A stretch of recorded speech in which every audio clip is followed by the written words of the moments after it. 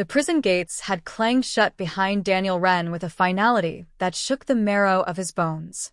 He was only 24, a man with a future once bright and untarnished, but in the eyes of the law, he was a killer.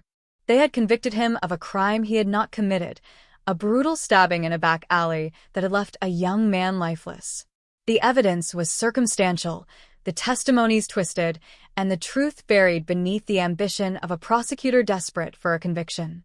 Daniel's pleas of innocence had dissolved into the cold, gray walls of the courtroom, and no one had listened when he begged for someone to believe him. The years inside stripped him. His parents died believing he was guilty, his fiancée vanished into silence, and his friends became ghosts. But the greatest theft was not of his freedom. It was of his identity. The world no longer saw Daniel Wren, the gentle soul who had wanted to teach history. They saw only a murderer, a name tied forever to blood that had never been on his hands. He woke each day with the memory of the verdict, the slam of the judge's gavel, and the way the jury's eyes had avoided his when they sealed his fate. It was 15 years later when the truth clawed its way into the light. A fragment of DNA, a file misplaced and later found, and the confession of the real killer, a man who lay dying and wanted to cleanse his conscience before slipping into oblivion. Daniel was exonerated, declared free, but freedom after so long in a cage was not the gift it might have been. He stepped out into the world as a stranger. The streets had changed, the technology had leapt forward, and even the language of people around him felt strange. His body bore the scars of prison fights, his mind the deep fractures of betrayal, and his soul a weight heavier than the steel bars that had confined him. Reporters swarmed him when he was released, their cameras flashing, their questions slicing into him like knives. They wanted to know if he forgave, if he would start fresh, if he felt grateful. Grateful. The word was a poison. He had lost his youth, his family, his love. He had endured beatings, solitary nights that stretched into madness, and years of knowing that the world believed him a monster. Forgiveness was a currency he no longer carried. What rose in him was not mercy but a slow, steady fire. Revenge, not for himself alone, but for the idea that innocence could be so easily crushed, that lives could be discarded to serve ambition, greed, and apathy. He began to trace the threads of his downfall, the prosecutor who had suppressed evidence, the detective who had falsified a witness statement, the witness himself, a man who had been bought with promises of immunity. Each had played a role in building the cage that had swallowed him. Each had thought time would bury the truth forever. Daniel did not strike swiftly. His years behind bars had taught him patience, how to wait, how to watch, how to plan. He gathered knowledge quietly, learning where each of them lived, what they valued, what they feared. He did not seek blood, though the thought tempted him on darker nights. No, his revenge would be deeper, quieter, the kind that stripped them as they had stripped him, piece by piece, until they stood exposed, ruined and powerless. The prosecutor, now a judge, was the first. Daniel uncovered a network of corruption that had grown fat under his rulings, favors traded for bribes, verdicts bent for profit. The documents Daniel released to the press were precise and devastating. The man who had once stood in the courtroom and painted Daniel as a monster was forced to stand before the same public, shamed, disrobed of his power, his career shattered. The detective came next, his career long since retired but his reputation polished in lectures and books. Daniel unearthed evidence of past cases, convictions built on lies, families broken by false arrests. When those stories hit the air, the detective's legacy turned to ash, and the victims he had buried in silence now roared louder than his denials. The witness was trickier. A man who had lived in comfort, protected by the lie he had told. Daniel confronted him face to face, the way the man had once pointed at him in the courtroom and sworn falsely. Age had withered the witness, but Daniel's eyes bore into him with the weight of 15 stolen years. The man broke before the law ever touched him, consumed by guilt and fear, his life unraveling under the shadow of his perjury.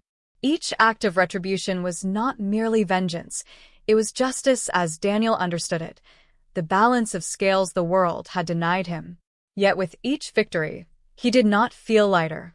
The fire inside him did not dim. Freedom had not returned his lost years, nor had revenge stitched back his broken life.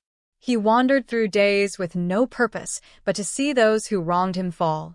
When they finally did, when each one lay in ruin, he realized the silence that followed was colder than prison had ever been. Standing alone one evening on the edge of the city, Daniel watched the lights shimmer across the river. He thought of the man he had once been, the young teacher with dreams, the son who had laughed with his parents, the fiancé who had promised forever. All of them were ghosts now. He had avenged them, but they did not return. The world still whispered his name with suspicion, for the stain of wrongful conviction never washed away completely. To many, he would always be the man who had once been guilty, no matter what the paper said.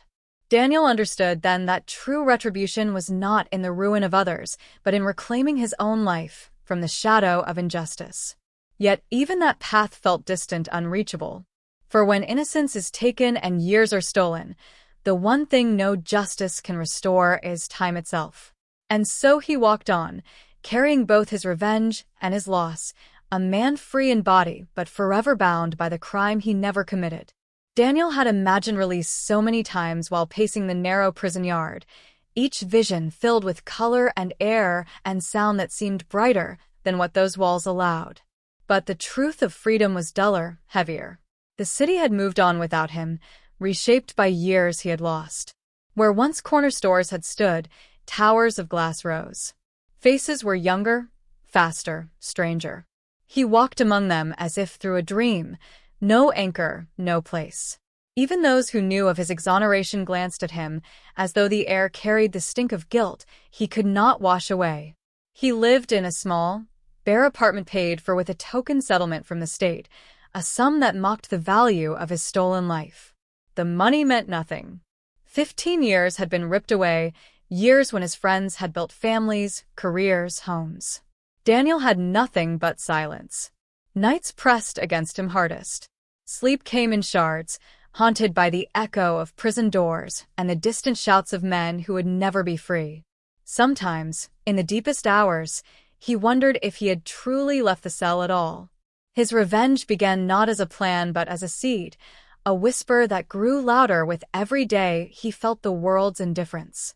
It was not rage that drove him at first, but clarity. The men who had destroyed him had not paid. They had flourished. They had lived lives built on the bones of his own. Justice had turned its back on him, and so he would carve his own. The prosecutor, Harold Crane, had always been a man hungry for victory. Daniel remembered the sharpness of his voice in court, the way he had pointed to him with rehearsed indignation, painting him as a cold-blooded killer. Harold had climbed since then, promoted to judge, seated in halls where people now bowed to his authority. Daniel began quietly, digging through old records, following trails Harold thought buried. He read into the nights, his apartment filled with paper and the glow of a cheap lamp, piecing together whispers of corruption that grew into undeniable proof. When the story finally broke in the press, Harold's fall was swift. The same cameras that once praised him now feasted on his disgrace.